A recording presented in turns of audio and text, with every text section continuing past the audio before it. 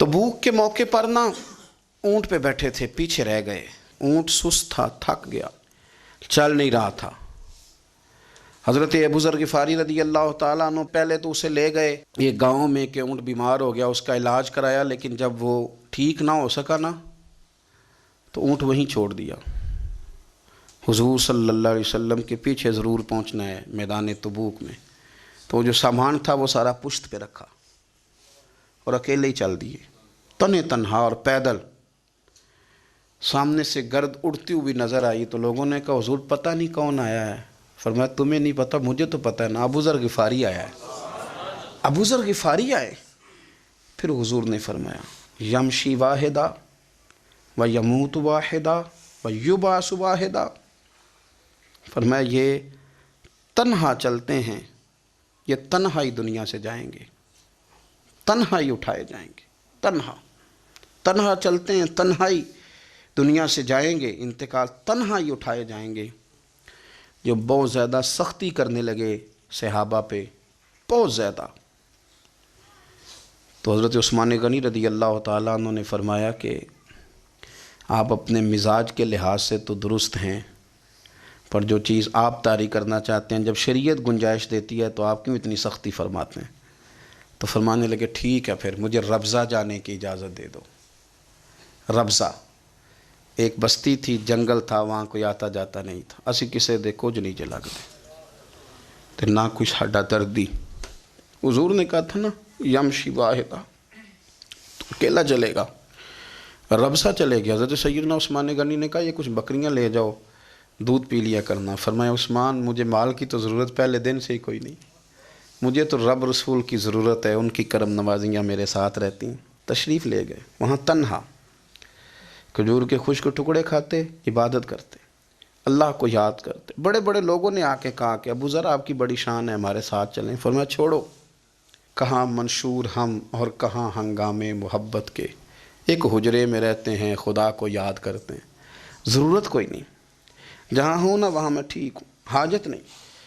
विसाल का वक्त आ गया, दुनिया से जाने का टाइम आ गया, अकेले हैं, बीवी है और बेटी है, जंगल का इलाका है, हज हो गया, रास्ते बंद हो गए, बीमार हो गए।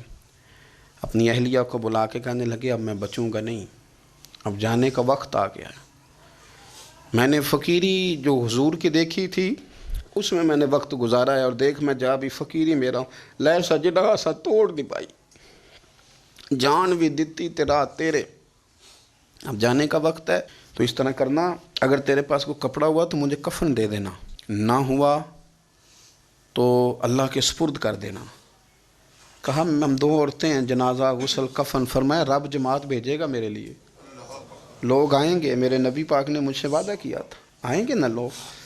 तो अहलिया कहने लगी अबू ज़र आपको कैसे पता है कि आप इस सहरा में इंतकाल कर जाएंगे, अल्लाह शिफा देने वाला है। फरमाने लगे हम 3-4 लोग बैठे थे तो हुजूर ने फरमाया था तुम में से एक शख्स सहरा में अकेला इंतकाल कर जाएगा। तो वो मेरे जितने बाकी साथी थे वो सारे इंतकाल कर गए, अब मैं अकेला ही बचा, मुझे पता है वो मैं ही हूँ। तो तुम देखना तुम्हें कोई ना कोई मिल जाएगा गुस्ल कफन के लिए। आपकी अहलिया कहती हैं कि मैं उठी, कभी दौड़ के मैं बाहर जाती, सड़क पे जाके देखती कोई गुज़र रहा है, फिर मैं आके कहती हज ख़त्म हो गया है, रास्ते बंद हो गए हैं, कौन आएगा जंगल में। फिर मैं आके उनकी तीमारदारी करती, फिर उठ के जाती, फिर मैं आके तीमारदारी करती। अचानक मेरी नज़र पड़ी तो एक छोटा सा काफ़िला आ रहा था, उस काफ़िले में चंद लोग थे और सबसे बढ़कर सहाबी रसूल हज़रत अब्दुल्ला इब्न मसूद भी थे। मैंने उनको इशारा किया तो वो दौड़े आए, कहने लगे बहन क्या है। मैंने कहा यहाँ एक शख्स है, तुम्हारी थोड़ी सी ज़रूरत है उसको। तो अब्दुल्ला इब्न मसूद कहने लगे कौन है बीबी। कहते हैं मैंने कहा कि वो अबू ज़र ग़िफ़ारी हैं। कहती तड़प के रोए अब्दुल्ला इब्न मसूद, तड़प के कहने लगे अबू ज़र मेरे नबी पाक का प्यारा, मेरे माँ भी उस पर कुर्बान, मेरा बाप भी कुर्बान, किधर है जल्दी बताओ। कहती मैं ले आई, 4-5 लोग थे वो।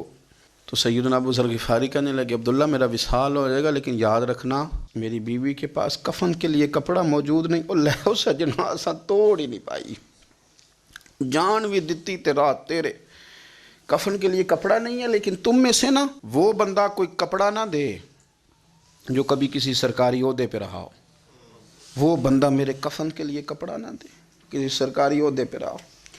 ایک انصاری جوان کہنے لگا ابو ذر میں کبھی کسی عہدے پہ نہیں رہا، اگر آپ میری چادر قبول کر لیں کفن کے لیے تو میں ٹھیک ہے، میں نے نا حضور کے طریقے پر زندگی گزاری ہے، چپ کر کے میرا جنازہ پڑھ دینا اور مجھے کہیں اور نہ لے کے جانا، اسی کسی دے کچھ نہیں جو لگتے تو نہ کوئی ساڈا دردی یہیں کسی صحرا میں جنگل میں یہیں کوئی قبر کھود کے مجھے دفن کر دینا، مجھے جانے نہیں ہے کسی جگہ۔ حضرت عبداللہ ابن مسعود رضی اللہ تعالیٰ عنہ نے جنازہ پڑھایا، اور اس درویش کو جو 5ویں یا 4تھے مسلمان ہیں ان کو وہاں دفن کیا۔ جب خبر پہنچی نا مدینے تو سب سے زیادہ آنسو مولا علی نے بہائے، سب سے زیادہ حضرت علی نے۔ لوگوں نے کہا اتنا کیوں روتے ہو؟ فرمایا 2 ہی تو بندے تھے جو اللہ کے راستے میں کسی کی پرواہ نہیں کرتے تھے، اب ایک ہی رہ گیا ہے۔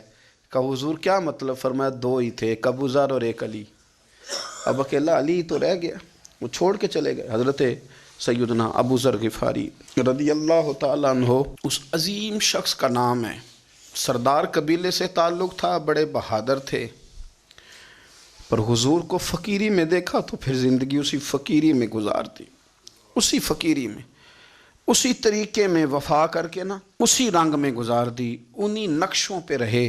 اگرچہ جائز تھا، بڑے بڑے لوگ تھے، حضرت عبد الرحمن ابن عوف بڑا مال تھا، حضور نے ان کو جنتی کہا، ان کے پیچھے نماز پڑھی، سب ٹھیک تھا، پر فرماتے تھے یار میں انکار نہیں کرتا، پر میرے نبی نے فقیری کی، حضور نے ایک وقت کھایا ایک وقت بھوک کاٹی، تم کس طرح بھر بھر کے پیٹ کھاتے ہو، تم کس طرح اتنی آسانیاں دیکھتے ہو۔